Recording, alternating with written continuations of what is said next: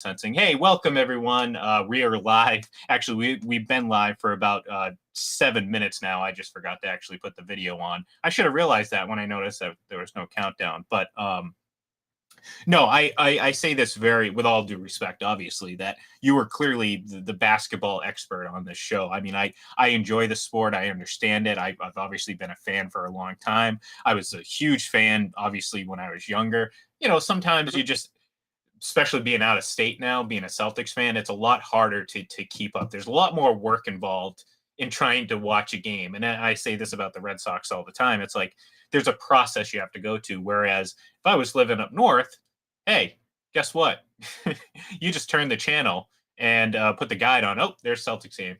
You're going to get it. So it is harder for me to watch. But man, that game was that had everything. And correct me if I'm wrong, John, but a game like that in the past, and I mean like recent past, like last year, perhaps even earlier this season, they lose that game.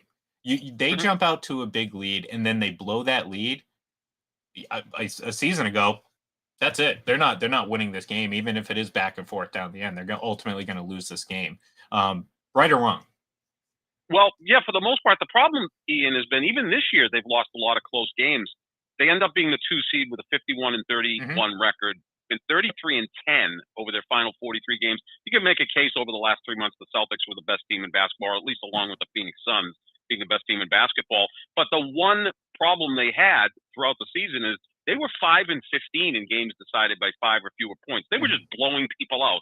When it got close, their offense kind of gets stagnant. Well, I think you saw down the stretch, down 3, Brown gets the ball to the basket, cuts it to 1. Great defensive stand against Kyrie Irving and Kevin Durant. And then no timeout by Ime Udoka, which I think is a smart move because it keeps Brooklyn's 4 defenders on the court. They can't match up defensively against you. Brown drives the basket, which in the past he probably would have put up a shot. He didn't. Then he kicks it out to Marcus Smart, who most certainly would have chucked up a 3 or a running 2. He didn't. He looks for Tatum, makes a nice catch and spin, kind of an ode to Kobe Bryant, and wins the game. So the sharing of the basketball is more important. They've grown right before our eyes. And I still think that the key to this team has been Marcus Smart. And I've never been a huge fan of Marcus Smart, but he's evolved as a player, so my opinion of him has evolved. He's playing like a point guard now. He's looking to facilitate first, play great defense. Yesterday he was named NBA Defensive Player of the Year, and I think he deserved it. So I think he's been the reason this team is elevated. Tatum and Brown do what they do. Al Horford's a pro, and Rob Williams, hopefully he comes back as a force. But the way Smart has evolved this year has been one of the biggest, if not the biggest reason this team has taken off. Yeah, and I'm glad you brought up Smart because over the last couple days, there's been a lot of people that have really exposed. Like, I try to avoid talking about things that I don't necessarily know. Like, I'm not going to throw something out there and just hope that someone's not going to find something to completely negate what I say. You know what I mean? Like, I always try to make sure that I do my due diligence before I make an opinion. And it was incredible to see how many blue check marks and professional analysts, quote unquote, either A, thought that Marcus Smart got cooked by Kyrie Irving in that game, and B, were outraged that he was Defensive Player of the Year. I saw one guy say that there were 7 or 8 other players that were more of a candidate for Defensive Player of the Year. And now, again, like I said, I don't follow the NBA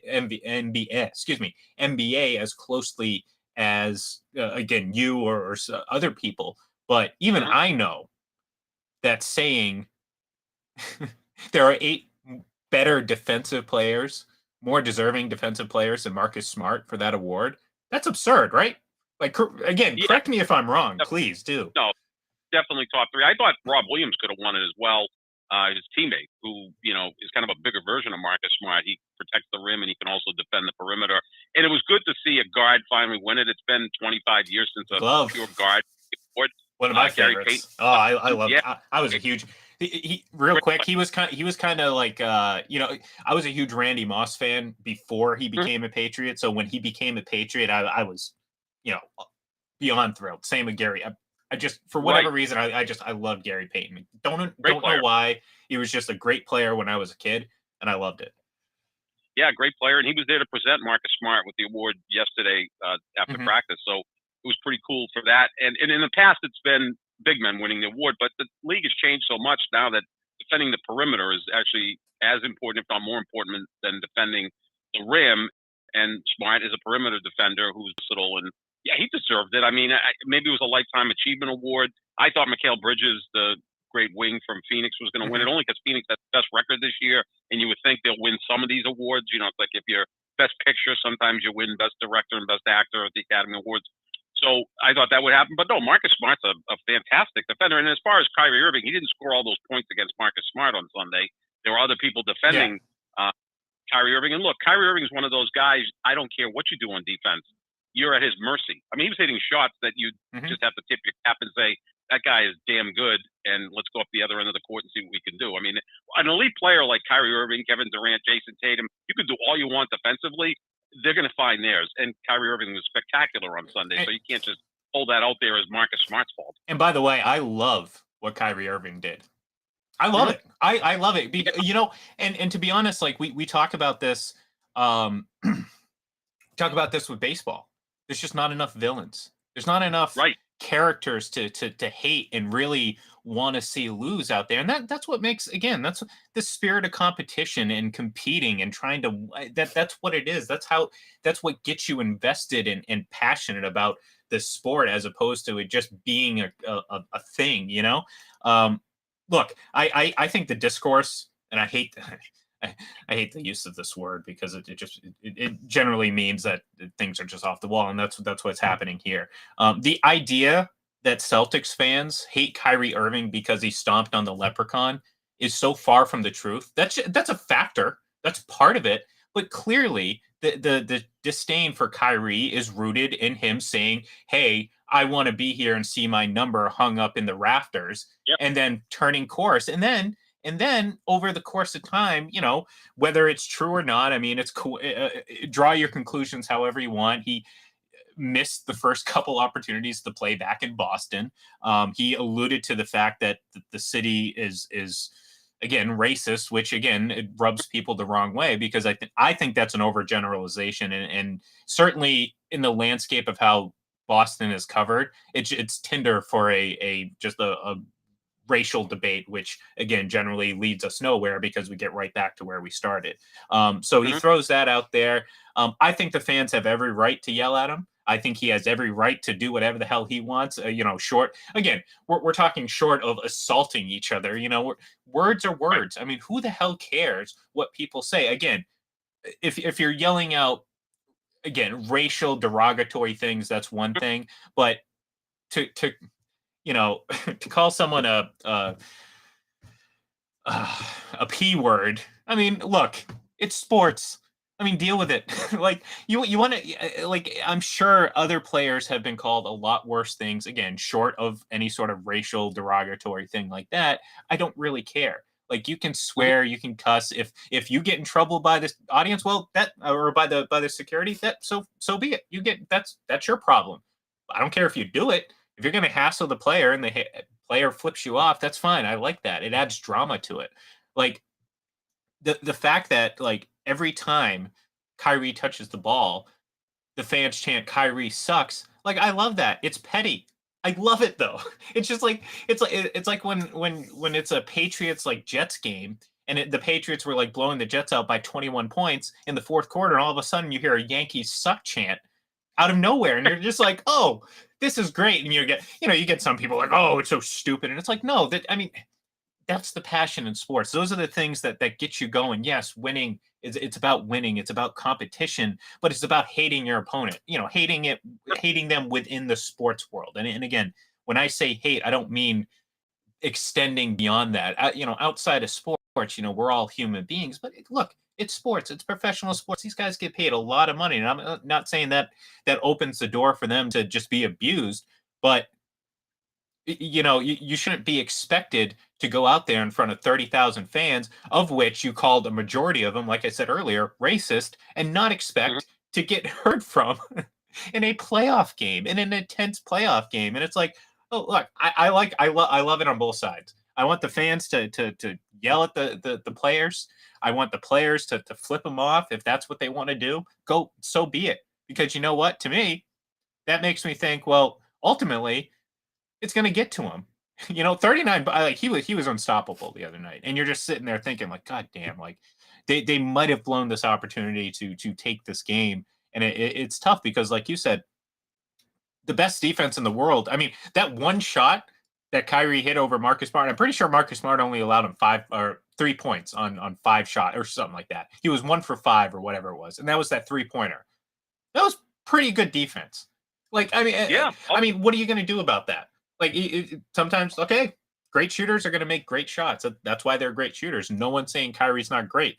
Do I think he's a little self-involved? Yeah. Do I think he's a little wacky in some of the things that he thinks? Absolutely. Do I think he's, playing the victim in all this? 100%. But keep doing it because it makes me hate him more on a basketball court, and that's what makes these games intense and great. So, sign me up. Well, you're a Boston guy too, so like I put out a poll yesterday. Biggest villain in Boston sports history. Look, there could have been 25 people on there, but Twitter only allows us 4 choices, and I tried to stay current with that. So it was Kyrie Irving, Peyton Manning, Alex Rodriguez, and Ulf Samuelsson. I figured let me pick one from every sport, and to me, Samuelsson is a choice because he pretty much ended Cam Neely's career. Yeah. I would put him 100% number 1, but just because I think he's like, if this was an SAT question, he'd be the one that didn't belong in this group, in my opinion. Right. Yep. He's not as good as those guys, right? Well, not as good, but I think the hatred stems from something completely different. Like you hated Peyton Manning, but it was because he was so good. Like you hate Kyrie Irving because he's really good, but he's also really obnoxious. And again, there's some personal connection there. Ulf Samuelsson was a dirty player. Dirty player, yeah. So that might leak over into some personal hate, like making judgments based, of that person in general, which again might be warranted based on some of his not only that action but actions in other games. About Kyrie is he was here for 2 years, and the 2 years he was here, he became the most popular Celtic. I mean, little kids loved him, whips loved him. I mean, if you went to a Celtics game, half the crowd was wearing number 11. People loved him. Then he comes out and says, if you'll have me, I plan on signing here. And then nothing happened, and he was gone. And then he kind of, stepped on the city. Then goes to Brooklyn with Kevin Durant, and you knew that was kind of planned ahead. From the All-Star game on, they were talking about it. So that's what makes that even more difficult. I mean, someone threw out Roger Clemens, but I mean, Clemens was here for 12 years and won 3 Cy Young Awards and, got kind of fat, but then got in shape and won several more Cy Young Awards. But I think Kyrie's a great choice as a villain because I think he embraces it, but then he doesn't, which is kind of weird. I think he thinks he can handle it. Then I think it's just too much for him. Like, I don't think he's like, that's the thing. Like, I don't think he's mentally like.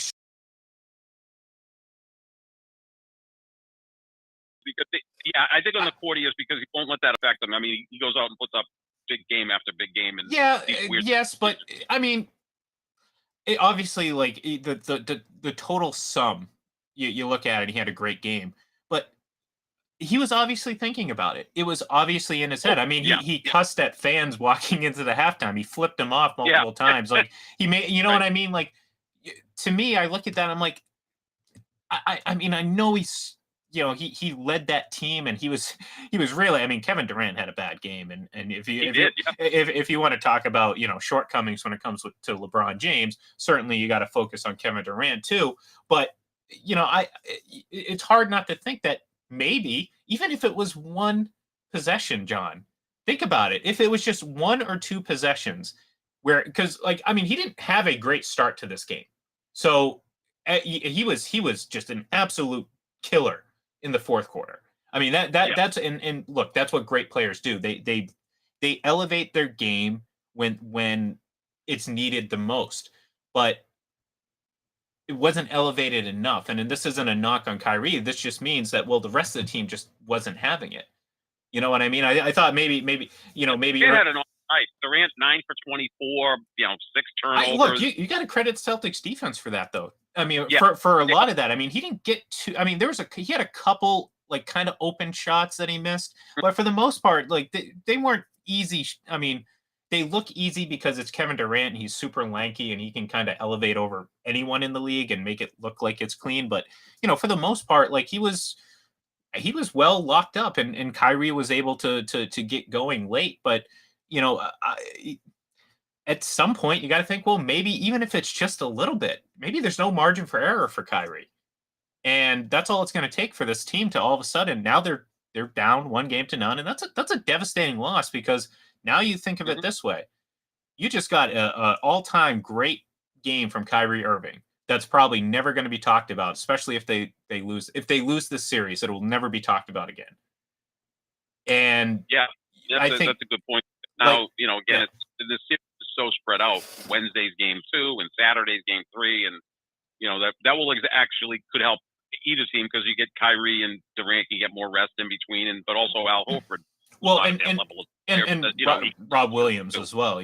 Higher, Yeah, see obviously. how that is, and who knows about Ben Simmons? I mean, there's a lot. This Mhm. this series is incredible, and again, I've been watching basketball for a long time.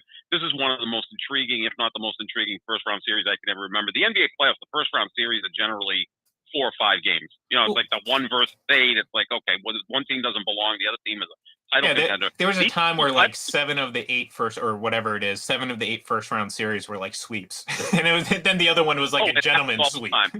Yeah, no, I Yeah, mean, this is because Brooklyn is not a 7 seed. I yeah. mean, when you look at one point, Brooklyn had the best record in the NBA, Mhm. and well, actually, the Eastern Conference. And there was also a point in the season over a 20 game stretch when Durant was out and Harden had checked out, and Kyrie could only play road games where they went 3-17. So you kind Mhm. of take that out of the equation.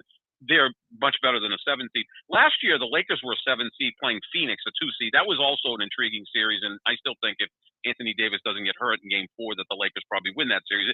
Similar to this year, where the 7 seed was considered more talented. But this Celtics team, I think, can certainly beat Brooklyn. In Well, fact, I picked them to Brooklyn. I think they're a better constructed team I than the I Nets. was I was I was just gonna say I would say I don't think. Look, I mean, we can get into debates about the best individual players between both teams, but I would say what the offense is fairly close to a wash, correct? Yeah, I'd give the edge to Durant and Kyrie because they're Yeah, just like, yeah, I look, mean, Jason look, Tatum doesn't have to take a backseat to anybody, and Jalen Brown's awesome. I think the Celtics are a little deeper. I think yeah, Marcus Smart's probably better than the Brooklyn's third best player, and Al Horford's probably better than Brooklyn's fourth best player. And again, we're taking Simmons out of the equation because he hasn't played. We're going to take Rob Williams out of the equation because he probably won't play. But yeah, I think the Celtics are a little bit deeper than Brooklyn. I mean, the top 4 players in this series, if I was to rank them, I would rank Durant, Tatum, Kyrie, Jalen Brown in that order. But Tatum's closing the gap. I mean, because again, Tatum's willing to play defense, hmm and Durant, I think, is going to have to step up a little bit defensively against Tatum, and he did at points in the fourth quarter when Tatum kind of disappeared. But it's going to be a fascinating series. But yeah, the Celtics, they have home court advantage. They had a better season, and they pulled that game out Sunday, and that was a big win for them. and look, I mean, that's the thing. I think a lot of people with 30 some odd wins since January 1st. I mean, that's absurd. I mean, we're talking about on pace for you're pushing 70 win season, and you talk about how poor they were in one win games, and it's like despite all the issues, or one possession type games, you know what I mean? Not one win games, obviously.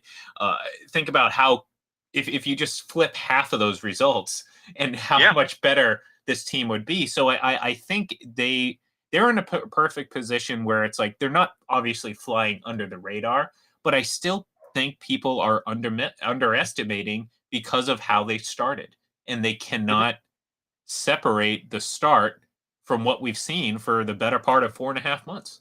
And that Yeah. is, to your point, arguably the best team in the NBA, outside of the Suns. So, it was an exciting game to watch. I would say I would definitely say the Celtics defense is I think there's a bigger gap between the Celtics defense and the Nets defense and the Nets Yes. offense and the Celtics offense. So, despite Yep. the 115 points given up the other day, I think they're just a better. For some reason, like it felt like I said. I think that was more of a product of just like there's only so much you can do for elite shooters when they're playing near the Yeah. very top of their game, and you factor in the 39 points from Kyrie Irving, and look, I mean Kevin Durant, like I said, was kept in check. He wasn't really a huge factor for the most part. And across the board, there wasn't anyone who really stood out. And I think again, that's a credit to the Celtics defense and just how they play basketball. So it'll be interesting. It'll be interesting to see. So Yeah. you know, The board for that is if you win that series, you play Giannis and the defending champion Milwaukee Bucks. It's an incredible quote to try to win a championship. But I love that they didn't care. They went out and they not only did they win the last game of the season, they went out and just rolled in the last game. And to me, that is more indicative of what this team is. And it's not just a team looking to find the easiest path. They're willing to take on whatever it needs because they believe that they're better. And why not? Again, I mean, look at what's happening since January 1st. So, how are you going to argue against it? Or how are you going to sit there and say, hey, they shouldn't have this confidence? And look, these are the situations where these are the weeks where, guys like Jason Tatum become maybe not just superstars, but more than that. You know what I mean? Like that game winner was, I mean, that's the first time in 12 years that the Celtics have had a last second game winning shot in the playoffs. Like that's crazy to think. And all of a sudden we've seen him evolve from what he was his rookie season to what he is now. And just, the maturity and the things that he's doing, the instincts. I mean, just the instincts, John. I mean, it's incredible. Like you don't see that from every player all the time. So these are opportunities for those guys to take that next step. Like you're not going to take those next steps in the regular season. Like Jason Tatum could go out there and say they don't do anything or they didn't do anything or they don't do anything this postseason and goes out next season has a bunch of great regular season games. I don't care about that. It's about what you do in the playoffs and elevating your game in the playoffs. And he hit a little rough patch, but like I said, great players will show up when it is absolutely necessary. And I mean, to catch that ball and just have the instincts, like I said, the instincts to just immediately go into that spin, knowing the time was that's not something that every player is capable of doing. And again, give credit to Marcus Smart because you got to factor in all these decisions are being made knowing that you started bringing the ball up the court with 11 seconds left on the clock. So, it was exciting to watch. And from a entertainment standpoint, I hope this goes 7 games. From a Celtic fan standpoint, I hope they sweep the floor with them and just go 4 straight. Yeah, I mean, Game 7 could be difficult because again, Durant can put up 45 without much effort. You're playing with fire if you think Durant's going to be quiet the whole series. Right. I mean, and the thing that makes him incredible is his efficiency. I mean, he'll put up 45 on like 21 shots, and you're like, he really didn't force it. And Kyrie's efficient. Both of these guys are essentially 50, 40, 90 guys. They shoot 50% from the floor, 40% from 3, and 90 from the free throw line. That's crazy. I mean, this isn't Carmelo Anthony or Russell Westbrook who take a ton of shots to get a ton of points. Their volume scores. These guys are damn efficient, and they're great to watch. I mean, whether you like Kyrie Irving or not, the guy is incredible to watch. I mean, he may have the best skill set I've ever seen. Oh, yeah. Considering as a 6'2" guy, he can finish at the rim with either hand. His mid-range, his ball handling skills are second to none in the history of the sport. His passing ability, I mean, he's got all the skills that you would want in a basketball player. And again, when he's focused and engaged, he's a lot to deal with. Mm-hmm. And we saw it on Sunday. And fortunately for the Celtics, they still came away with the win, which again should fill you with quite a bit of confidence and make you feel pretty good about moving forward. I started this conversation out talking about I kind of started alluding to the match.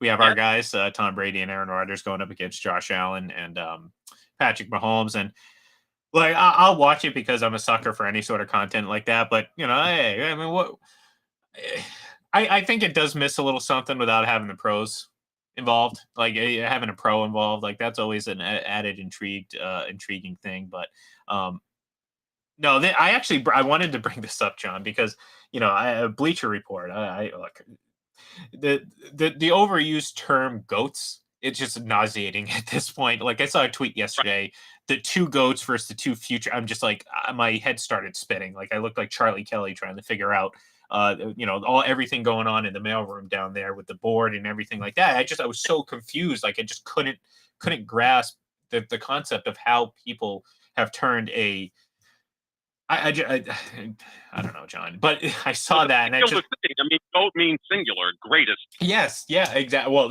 that's one issue with all of this. Yeah. I mean, it's not correct. Yeah. I kind of thought it would have been, well, I guess with Aaron Rodgers, if you can't beat him, join him, right? So now they're going to Yeah. be a team. So I thought it might have been cool to maybe have Rodgers and Mahomes face Brady and Allen, older guy, young guy, older guy, young guy. I think, look, I'm not just saying this because he's my favorite player. Rodgers is probably the best golfer of the group. I mean, we saw I'd him say last so, yeah. year. I mean, he was better than DeChambeau and Phil Mickelson, let alone Tom Brady. I mean, he's legitimately that good. Brady's outstanding. So it would have had a different vibe if you had that way. I'm assuming Mahomes and Allen must drive the hell out of the ball. I can just picture those guys driving at 375 if they want to, pretty easily. Whereas I think Brady and Rodgers have more of a skill, set that will translate to better scoring. But yeah, this should be interesting. It is kind of fun when you put the golfers out there too. Mickelson's such a personality. Clearly, Yeah, and that's why he isn't on TV right now, apparently. yeah, he's been almost canceled at this point. So, but I'm sure that Mickelson will probably bet on this, right? He'll wager on it. He likes to do that. So it'd be something to do. It's June 1st, right? So it's kind of by then we'll be into the Stanley Cup. Well, the way that hockey's going, we'll probably be in the second round of the playoffs or the third round. Yeah, and the NBA will be for the finals. Yeah. When do the NHL playoffs actually start? This is the May. It's like May. Yeah, it's usually because usually you're talking about the beginning of the NHL playoffs, Stanley Cup playoffs, middle of April, April 14th, 15th, right. 16th, like right now. That's usually when it gets started.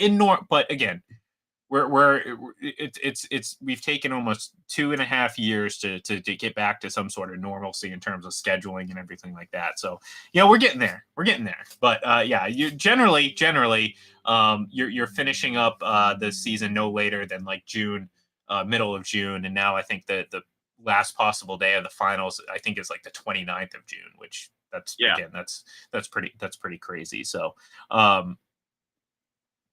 so I look, I'm gonna watch that the match, and because 1, I like golf, and 2, I like quarterbacks, and 3, I don't have life, so what else am I gonna do but watch that? So but the reality of it is we're just waiting for this season to start, and we're getting a couple weeks away from the draft, so it's gonna start heating up again, and Deebo Samuel's upset now, so he's going to want a new contract, or he does want a new contract, and he deserves one. I'm not saying he doesn't.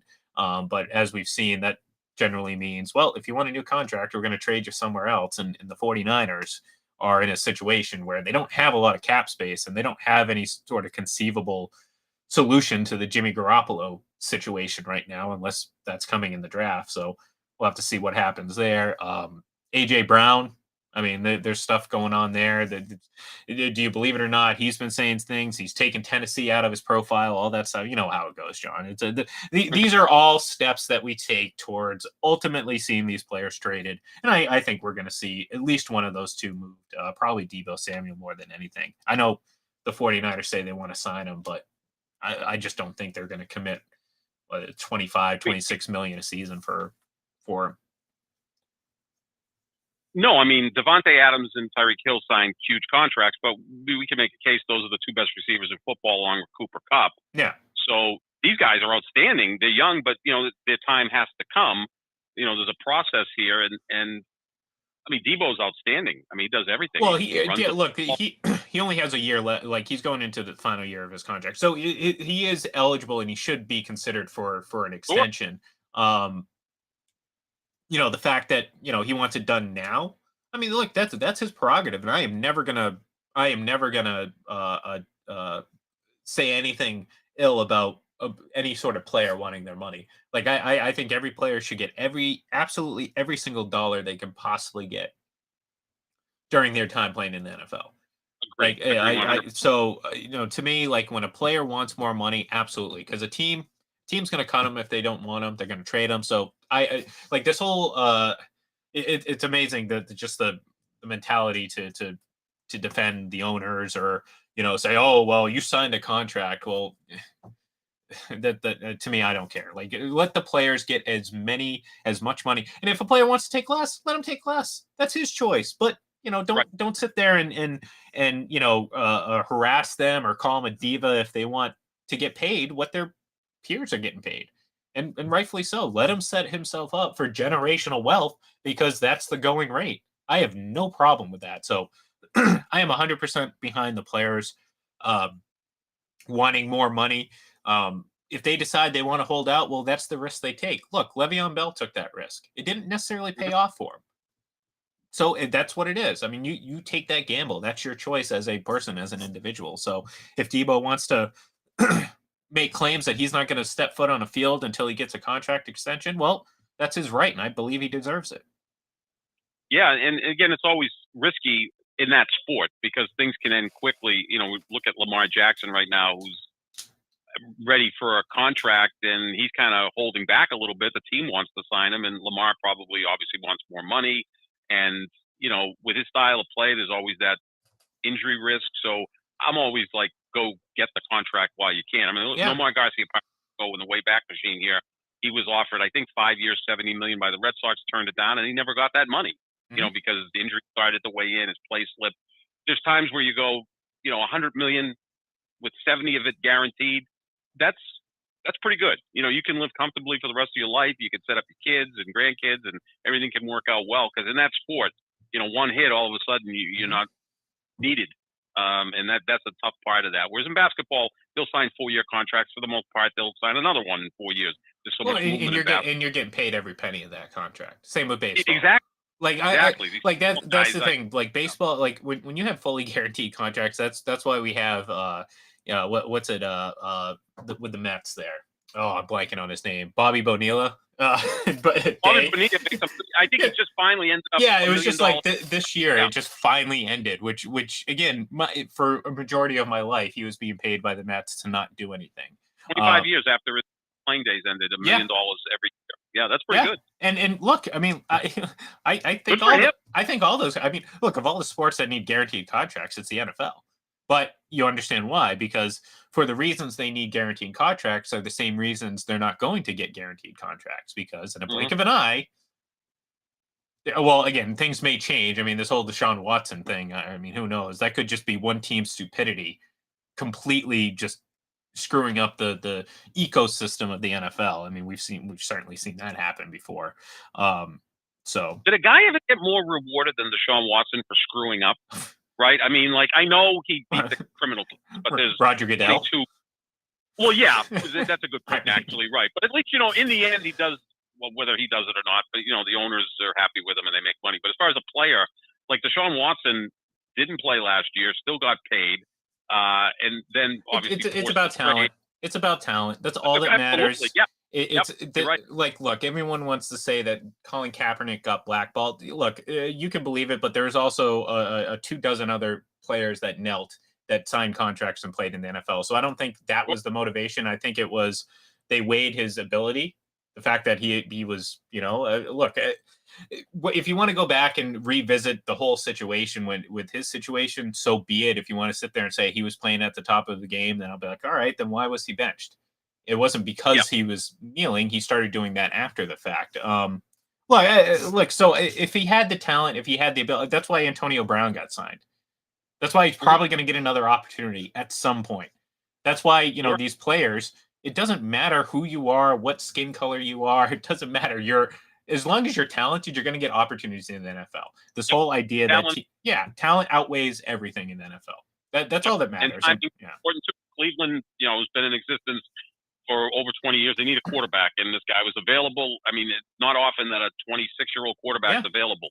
Right? It's not often that a running back that's an all-pro caliber becomes available in the middle of the season. But hey, when you get in trouble and get released, the Browns are there to scoop you up. Kareem Hunt. Yeah, that's the little wanderers, I guess.